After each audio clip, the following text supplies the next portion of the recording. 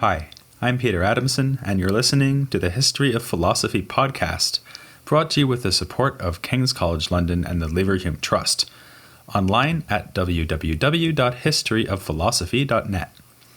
Today's episode, The Second Master, al-Farabi. One of the things I like about working on the history of philosophy is that it naturally leads you to work on all areas of philosophy. Contemporary philosophy is so specialized that it is becoming rare for one and the same person to work on, say, ethics and metaphysics, never mind these two areas, plus epistemology, philosophy of science, logic, and so on. But specialists in the history of philosophy often work on many or all of these areas. In fact, you're almost forced to do this if you are researching the most outstanding historical thinkers.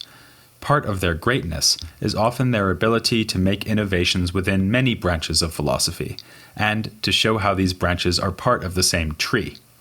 You can't really understand Plato's ethics without understanding his metaphysics and theory of knowledge, nor can you work on Kant's critique of pure reason without grasping how it prepares the way for the Kantian ethical teaching. The first Muslim philosopher to offer us this kind of holistic and original philosophical system is al-Farabi. We did see al-Kindi tackling a wide range of topics in philosophy, but it's up to the reader to figure out how his ideas on these topics might fit together. Ar-Razi seems to have been more systematic, but the loss of the writings in which he put forward his daring cosmology leave the interpreter with even more work to do. Never mind the additional task of relating that cosmology to his surviving ethical treatises, which we'll be coming to in a later episode. From al-Farabi, though, we have ambitious treatises which set out and interrelate views on metaphysics, cosmology, human nature, ethics, and political philosophy. He also produced more technical work in logic, and even that aspect of his thought clearly does relate to the rest of his system. In this, al-Farabi makes an interesting contrast, not just to the earlier Muslim thinkers we've examined, but also to his Christian colleagues in the Baghdad school. Of these, the most significant is Yahya ibn Adi. More research is needed into Ibn Adi, especially in light of new writings of his that have only recently been discovered in a manuscript preserved in Tehran. We might, for instance, come to a better understanding of how his treatises on Aristotelian philosophy relate to his Christian theological output. But my impression is that Ibn Adi was more like al-Kindi, writing occasional works on well-defined topics and rarely giving us a view of the bigger picture. Al-Farabi's system-building ambitions allowed him to exercise a much greater influence, to the point that he was honored with the title the Second Master. The first master, of course, was Aristotle, who provided the frame within which al-Farabi hung his big-picture theories.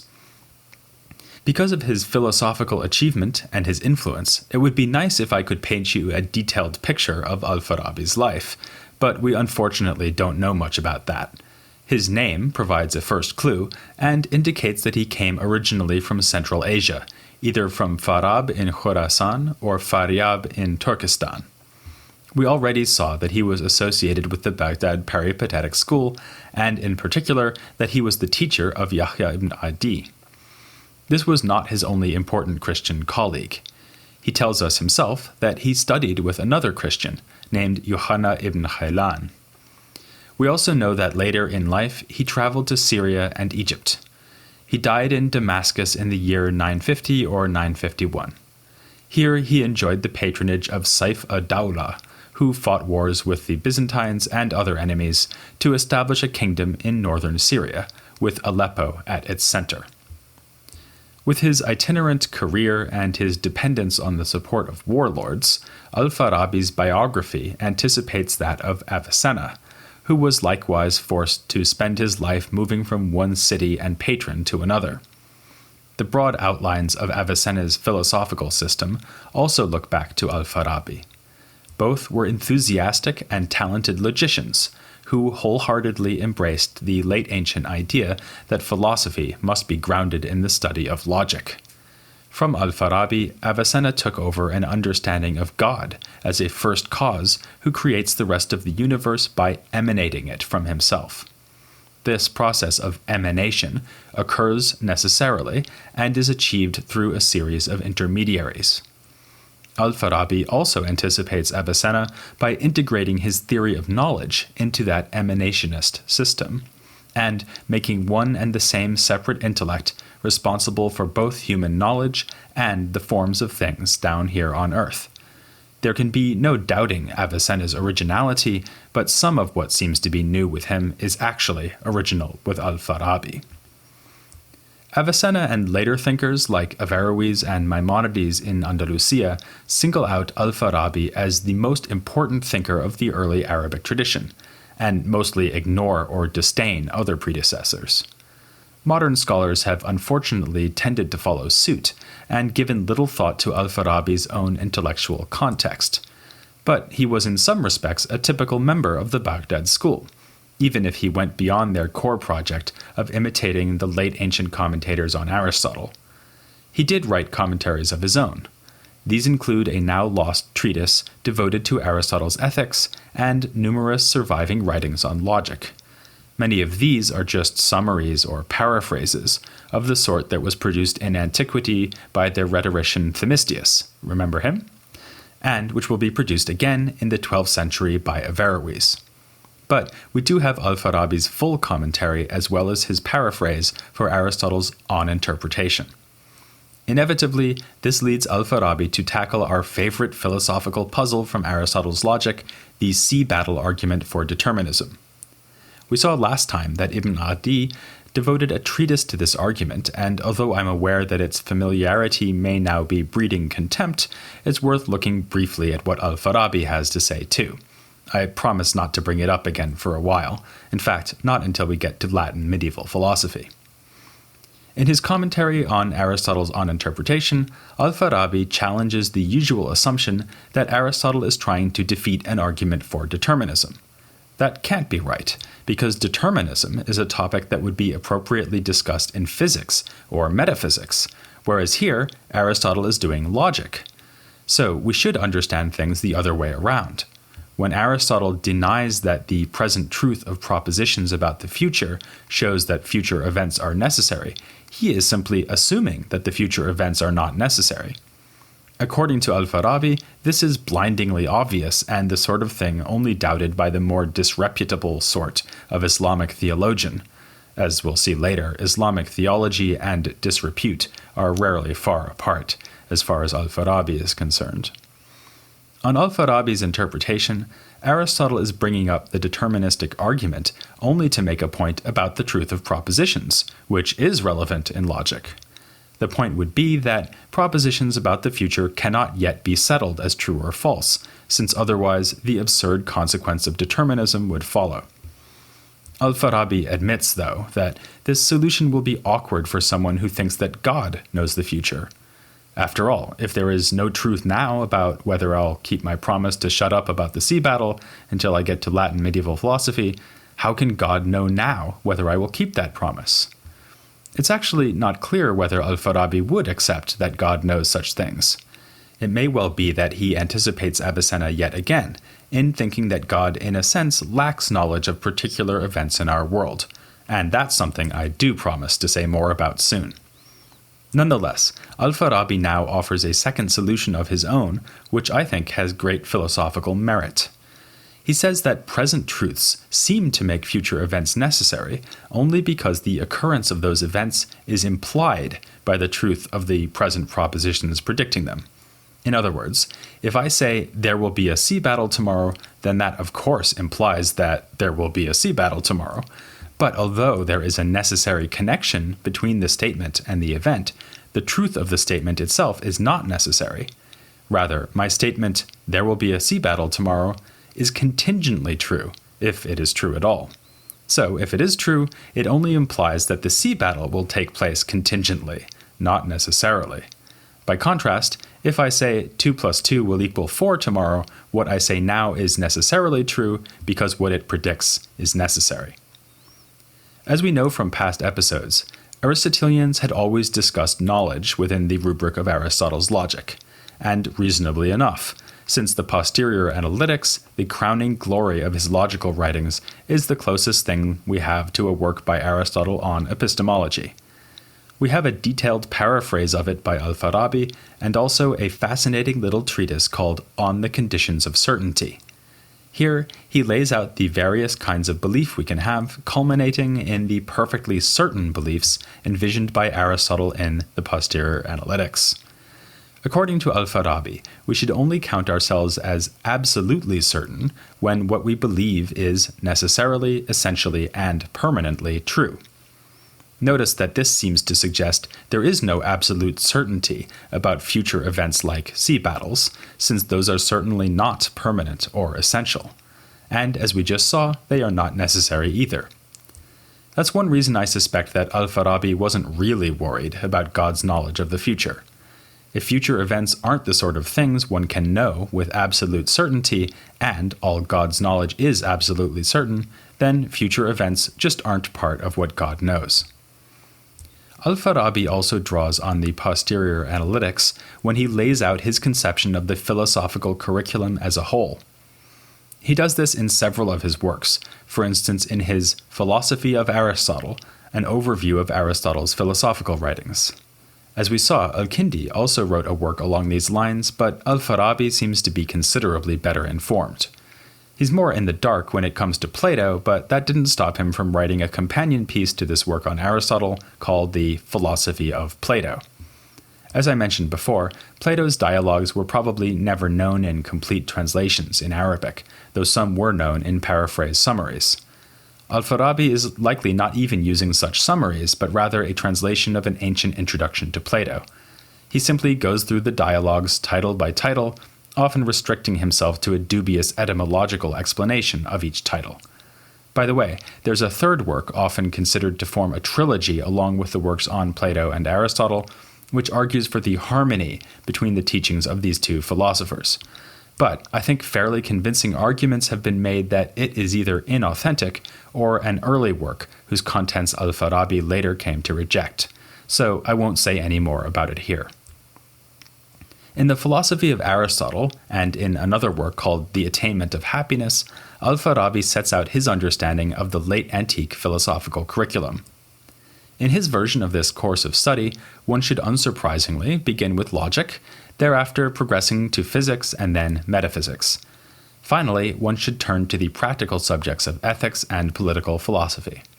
This is where the posterior analytics becomes important. There, Aristotle explained how philosophical sciences can be built one upon another. Higher sciences provide the principles or assumptions on which lower sciences are built. A common example is that geometry provides the principles for the subordinate science of optics. That is, we need to use geometry to study things like reflections in mirrors, whereas the reverse is not true. Geometers have no need to know about optics. Ideally, the whole body of possible human knowledge can be envisioned as a hierarchy of sciences, with metaphysics, or first philosophy, establishing the highest principles upon which all other sciences depend. Talk about systematic. So why don't we start at the top by doing metaphysics instead of logic and physics? Because, as Aristotle also pointed out, what is primary to us is usually not what is primary in itself.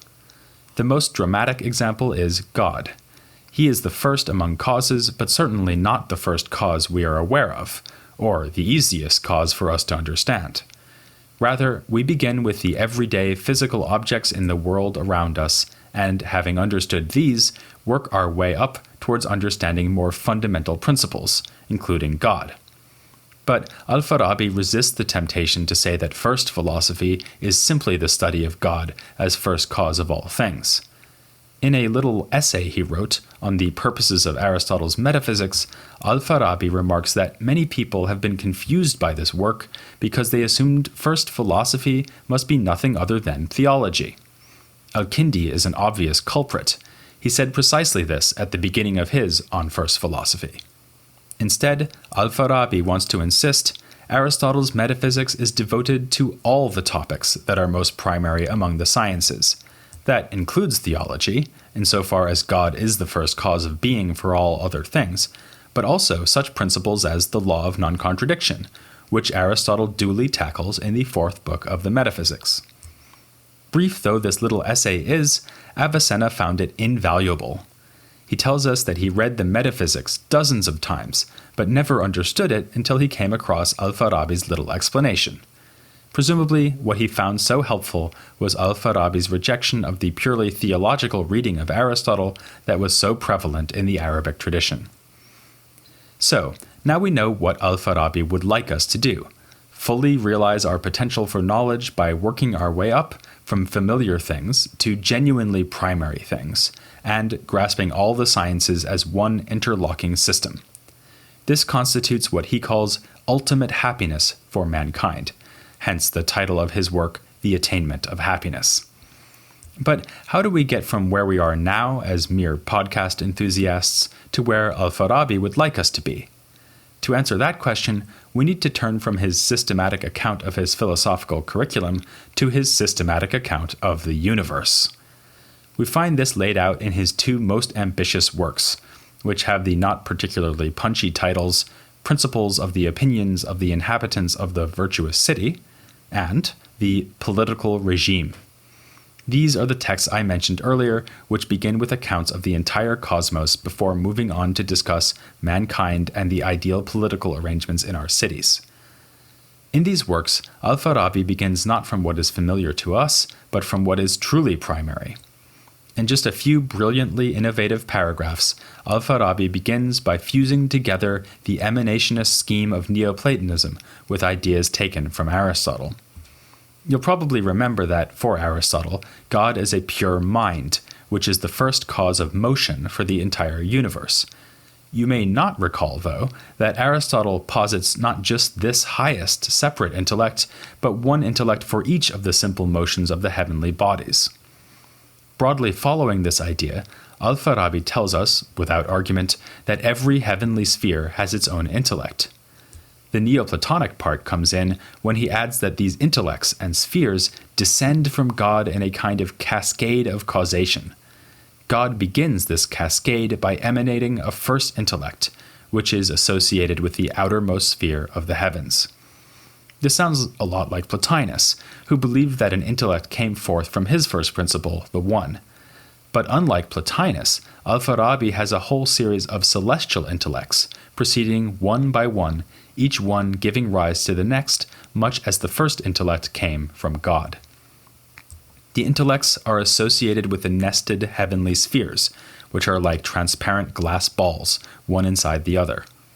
Their motions around the Earth are revealed to us by the visible planets seated upon them. This goes on until we arrive at the lowest of the intellects, which has responsibility for our world down here, below the heavens. With all due respect to the Farabian God, the lowest separate intellect is arguably the most important and interesting entity in his entire system.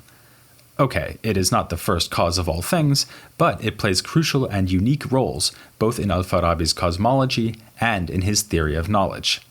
It is able to carry out these 2 roles because, not unlike Plotinus's single intellect, it is thinking about the whole range of universal intelligible forms that can be exemplified in our world. It has a perfect understanding of these forms, so that it is like a complete library of possible knowledge. But since it is a thinking intellect, if we compare it to a library, we should imagine it as a library that is always reading its own books. Its cosmological function, then, is to bestow its forms upon things here on Earth, which are made of the 4 elements. When elemental matter is suitably mixed together so that it is prepared to be a baby giraffe, for instance, the intellect emanates the form of giraffe onto the matter. Zookeepers will scoff at this. They will insist that in their experience you get giraffes from mother and father giraffes, not from celestial intellects. But al-Farabi knows better. What mother and father giraffes do, perhaps after a romantic candlelight dinner of dried grass and lukewarm water, is prepare some matter to be just right for receiving the form of giraffe, and that form is emanated from the lowest celestial intellect. This idea was extremely influential on Avicenna and others. In Arabic philosophical literature, the intellect is often honored with the phrase wahib as-suwar, which came into Latin as dator formarum, the giver of forms. Influential or not, I suspect that al-Farabi's theory will strike you as being nuttier than the snacks at an elephant's birthday party. But it actually solves a philosophical problem that rumbled along through antique philosophy. Plato introduced his infamous theory of forms, in part because he wanted to explain the one-over-many phenomenon. All giraffes participate in the one form of giraffe, which explains why they have a shared nature distinct from the one shared by elephants. But al-Farabi is well aware of Aristotle's searching critique of the theory of forms and agrees that we should not posit a second, transcendent world of perfect exemplars to solve the one-over-many problem. Because his own theory, with its giver of forms, is introduced in the context of a theory of emanation, it is often described as being Neoplatonic or Platonist, but al-Farabi himself would see it as anti-Platonist. According to his account, unity is provided not by Platonic forms, but by forms that are simply ideas in a mind, albeit that this mind is a single transcendent one. Furthermore, al-Farabi's theory offers an explanation of the most controversial passage in all of Aristotle's writings, the 5th chapter of Book 3 of On the Soul. There, we are told that there is an eternally active separate intellect, which makes other kinds of thinking possible. Unlike me, al-Farabi is pretty sure what Aristotle is talking about here, the giver of forms, which he therefore also calls the active intellect. As al-Farabi explains in his letter on the intellect, the human mind goes through several stages as it works towards realizing its capacity for knowledge. It begins in a state of potentiality and is actualized through philosophical inquiry. Though he follows Aristotle in recognizing a role for sense experience in this process, ultimately al-Farabi believes that the high grade of necessity and certainty required for true knowledge can only be secured through another sort of emanation from the giver of forms. This time, the forms will not be bestowed upon appropriately prepared matter, but instead on the appropriately prepared human mind. In part, what al-Farabi is saying here was already stated by al-Kindi in his own letter on the intellect, which likewise spoke of a transcendent intellect that actualizes the human mind. But al-Kindi did not have the idea of giving the active intellect a cosmological role, as well as a function in bringing about human knowledge. By making that move, al-Farabi is able to explain why my mind's receiving the form of giraffe or elephant from a separate intellect should allow me to know about the physical giraffes and elephants we see in zoos. In both cases, the same form is derived from the same source. It's just that in the knowledge case, that form is actualizing the potential of my mind, whereas in the zoo case, it's actualizing matter's potential to become an animal. And al-Farabi makes one more innovative move we have not found in al-Kindi or anyone else thus far. He uses his theory of the intellect to explain prophecy. A prophet, he thinks, is basically someone whose mind has been fully actualized by the active intellect and who is in a position to share the resulting knowledge with the rest of mankind. How exactly does the prophet do this? And what are the consequences for al-Farabi's understanding of religion and society? Actualize your potential to find out by joining me next time on The History of Philosophy Without Any Gaps.